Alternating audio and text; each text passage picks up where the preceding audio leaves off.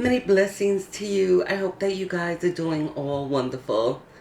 I wanted to take a few minutes today to talk about keeping our energy high. How do we do that? And how do we shield ourselves from lower energies? And we say lower with love, of course, not bringing any judgment to anyone.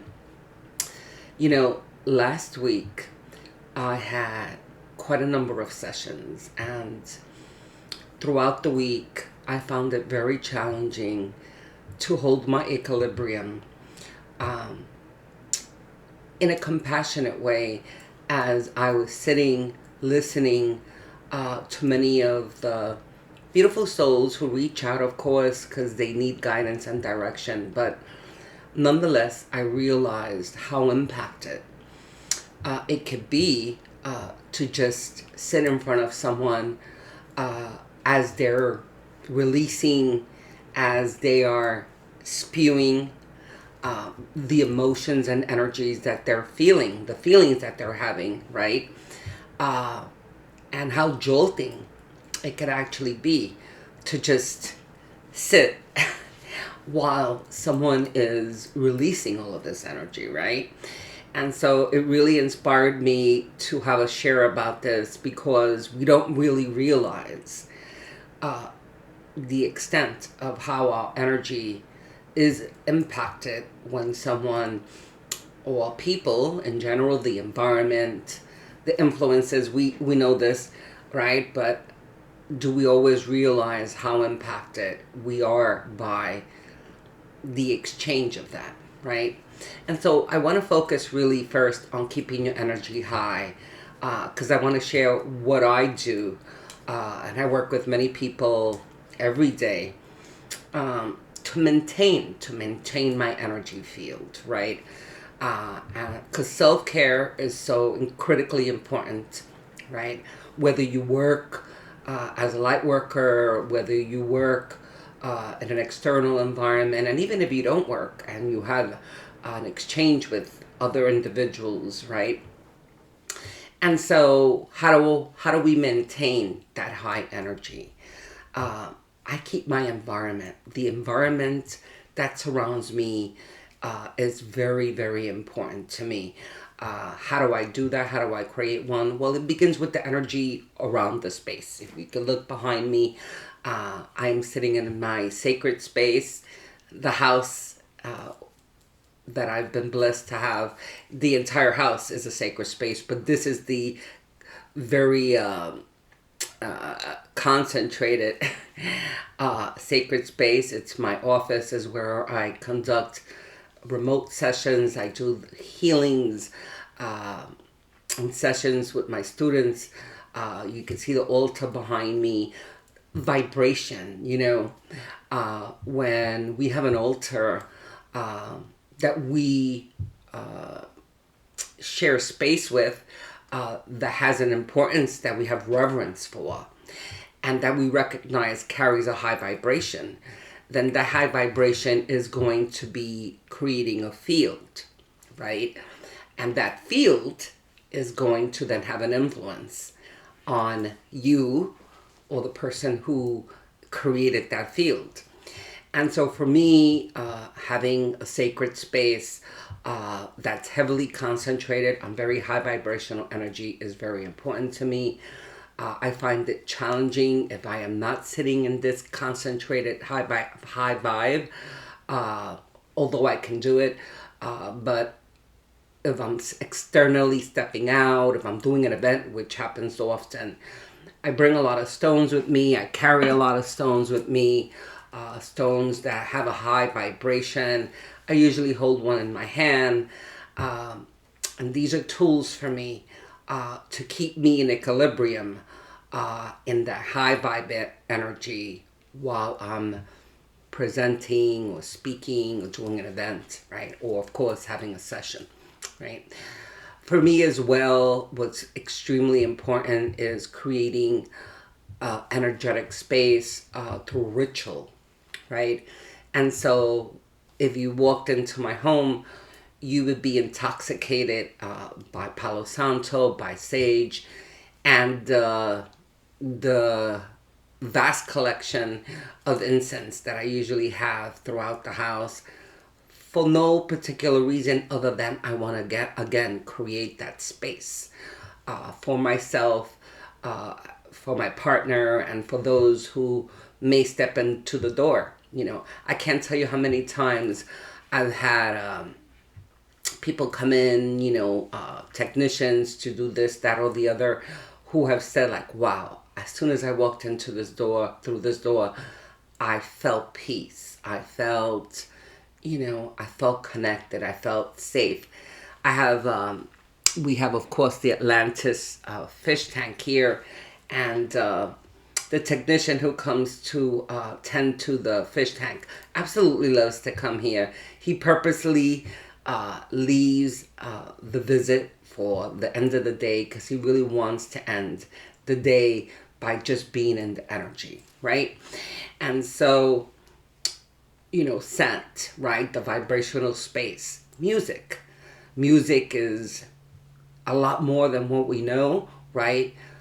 Music carries a tune or a light language, if you may, a megahertz, right?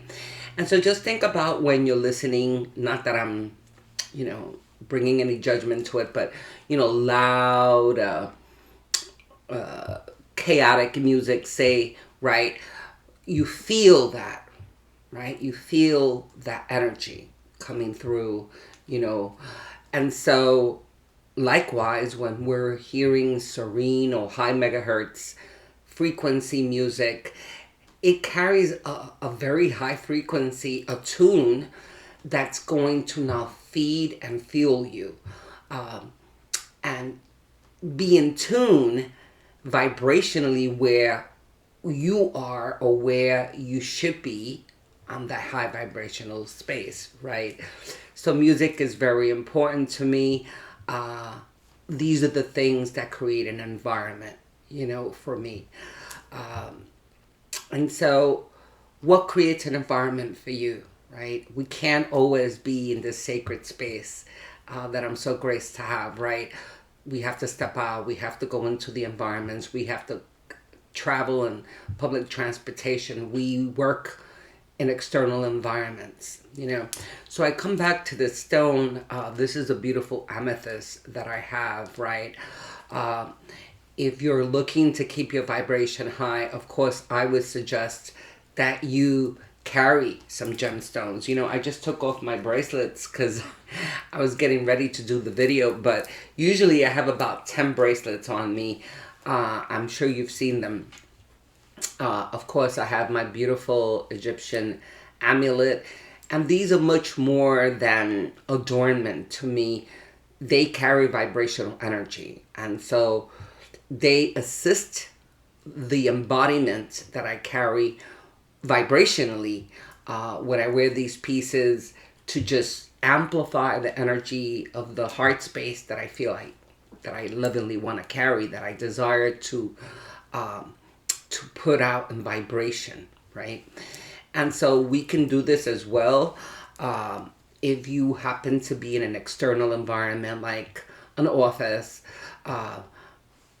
you can be subtle about it, but you can put a couple of stones around your cubicle space, your office space, your telephone, to be able to have these beautiful properties of these live gemstones, crystals, to support you, to create an environment, right?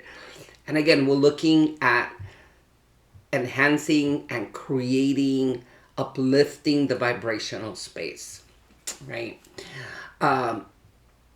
What happens well, I shouldn't say what happens. Many a times, whether we realize it or not, we become compromised by lower energies. And when we say lower, again, we're not here to bring judgment to anyone. We're here to just educate, right? And to learn about part of the mystery teachings. We recognize that we're all journeying on different levels of consciousness. And over the last 2 years, we know that there has been so much shift and so many things that have happened that many people are consciously or subconsciously vibrating in that place of fear. Some are disgusted, they're tired, they have no tolerance, right? The blame, right? Or just frustration and spewing, the sense of helplessness, hopelessness, right? All of these feelings, right? And what we don't always realize, right? Because it makes us kind of feel a little better when someone stands in front of us. Well, it makes them feel better when they're sort of spewing or expressing these kind of lower vibrational energies. But we need to remember, we should remember, right, that everything is consciousness.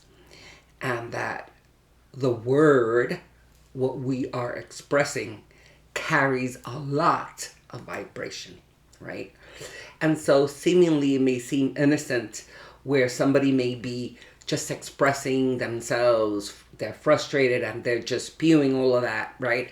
But vibrationally, there's an exchange, and vibrationally, there's also an impact. What do we do with that? We have to lovingly detach. Some of the things that I'm going to share in videos are going to sound redundant, right? But to the best of our ability, we have to learn how to lovingly detach from people, places, and things. And what does that mean is that we have to become accountable to the best of our ability for the energy exchange that is occurring. And to the best of our ability to not give permission to others or situations, places and things, right, that are creating an influx in our vibrational state, right? Well, we can't always do that, right? Again, we may work with coworkers, we may be traveling in public transportation and may not be able to completely help ourselves when somebody or others are vibrationally sending that energy out. Create a wide tube of light around you. Yes. And I say that from a very high positive place. We should never really try to put a wide tube of light around us because we're afraid or because we need protection. But more from that heart space center to say, yes, I am protected. Yes, I am surrounded by divine, loving, high vibrational energy, right? You can invoke Archangel Michael to put a white tube of light around you. And how we do that is, there's no right or wrong way to do it. But how I teach it is to just envision or invoke Archangel Michael, which is, of course, the protector, the guardian, a guardian, to create a white tube of light. And you sort of envision this tube of white energy, like almost a cocoon, coming from the ground, from your feet, slowly up, traveling up your entire body, okay, up your crowns and several feet above your crown, and almost like a zipper, right? Closing and encasing you in that beautiful white tube of light to shield you.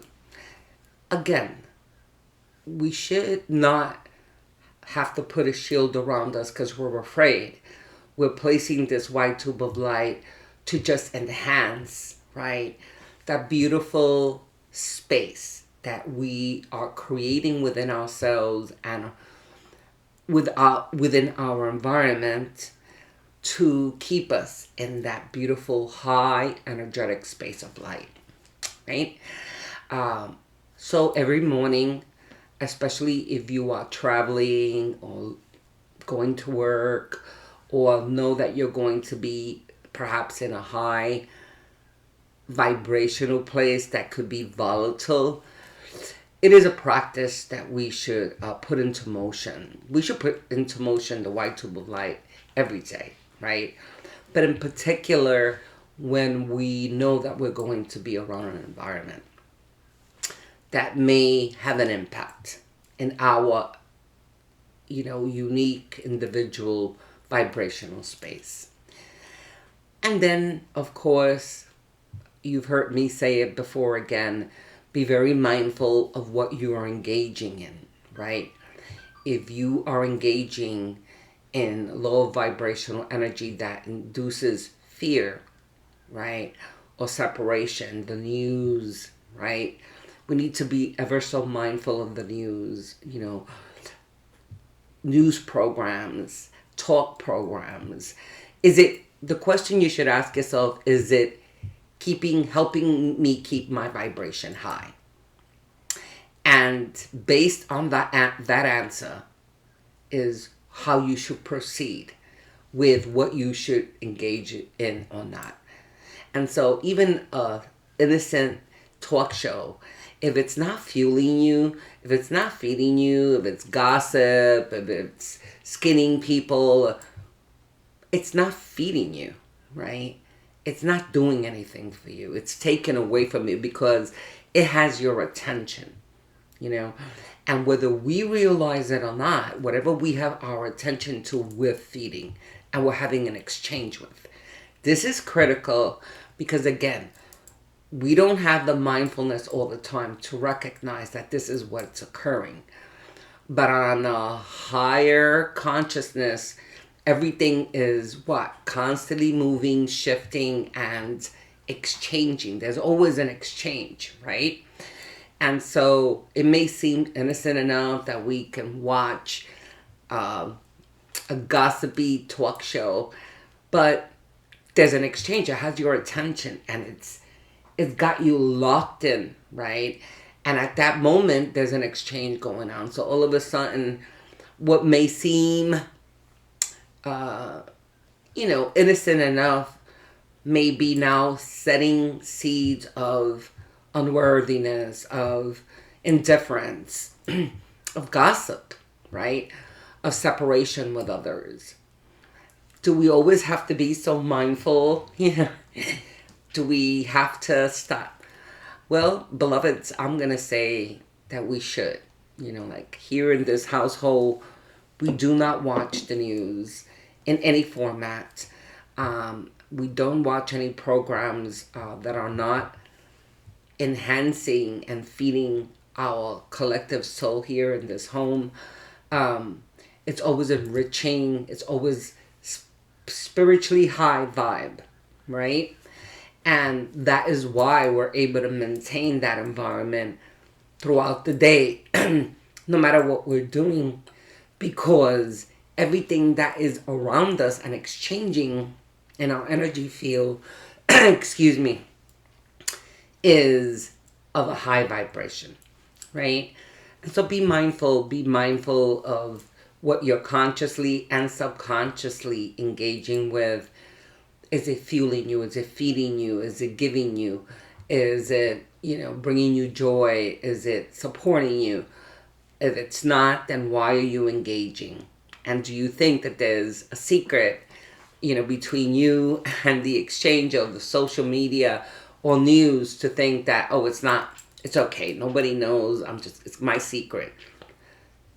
If it's impacted you, if it's having an exchange with you, then you're having an exchange, right? And it's changing, fueling, or taking away from the energy field, right? And finally, I just want to say a word about empaths. The word empath, of course, has become somewhat universal. An empath is someone who's highly sensitive, who's able to feel energies. We can further the definition of an empath to say that we're pillars of light and that we're here to help humanity through a filtering system of energy, putting out higher vibrational energy. But we're feelers, right? And to a great degree, the empath name has gotten a bad rap in that we're susceptible, that we are compromised because we're empaths. And over the years, I've sort of felt, yes, there's a sensitivity, but we need to be aware of that sensitivity. And because we're empaths doesn't mean that we have to plug in, right? And that word becomes very important. plug in. You're not obligated as an empath to plug in into the whole world, what's happening in the external world, what's happening to souls on their journey. You know, you have you as an empath, you're sort of a receptor, and yes, you will have sensitivity, but all the more reason why all of those recommendations that I made for myself, right, when I started the video, are practices that you should be putting into motion, right? Fueling yourself, feeding yourself, keeping your environment high, you know, creating ritualistic practices that are going to enhance and keep you in that high frequency, and not looking, right, to be a magnet for people who are going through many changes right now energetically, because all of this is part of this incredible shift that we're undertaking. And many people who are experiencing anxiety, restlessness, fear, are all still very much so being invited to awaken and to make other choices to bring themselves out of the high toxicity and the mind, you know, the matrix of the mind, of the thoughts, so that they can shift into the high vibration of the new world paradigm, and to begin to live and experience in mind, in thought, right, and in the heart, in resonance with the high vibration new paradigm energy, right? So mindfulness of feeling that we have to be victims because we're empaths and because we have higher sensitivity. We have to learn how to work that backbone of the empath and know that we're here to be instrumental, but there shouldn't be a sacrifice. Yes? Yeah, and so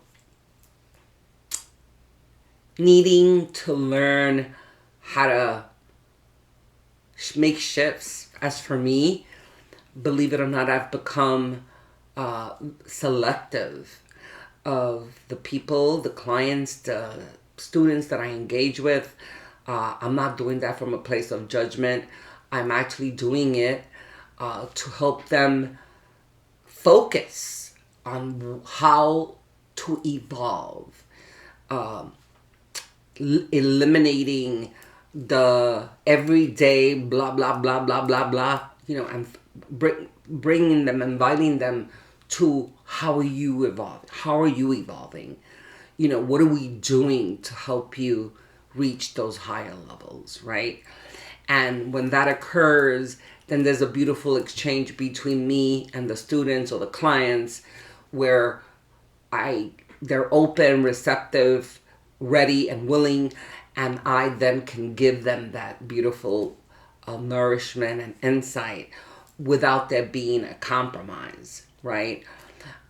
But as we are all evolving, we have to just become very diligent to, especially the light workers, right, and the teachers, to know when we have to say, okay, you know, there's so much of this heavy energy coming my way, I just can't sit here, you know. So shifting again, and we do that through inviting others to recognize that evolution is what's necessary here. Yes? I hope that this share has been helpful. There's so many topics that have been popping up that people have been reaching out to talk about, to ask me to share. And so I hope that it's been helpful. Of course, if it has, please don't be shy. Leave me a comment. It helps me to keep inspired by sharing these videos. Of course, you're gonna hear it, because, right, it's so important. If this video spoke to you, please share it and leave a like. There's a lot of censorship going on right now all over social media, and so it becomes critical to the likes and the shares, because the algorithms, right, are hitting And so when we like or share something, it actually brings those numbers more visible for others to find. Yes. So please, if the videos have been helpful, and subscribe, by the way. Uh, I actually found out by mistake how many of the followers actually like the videos and stuff, but they haven't subscribed yet, and that too is very helpful. Yes. Anyway, you know where to find me. I will be back, of course. And until then, always leave you with my love, with my light, and with my peace. I hope that you have an amazing day today and a day filled with high vibes. Yes? Love you.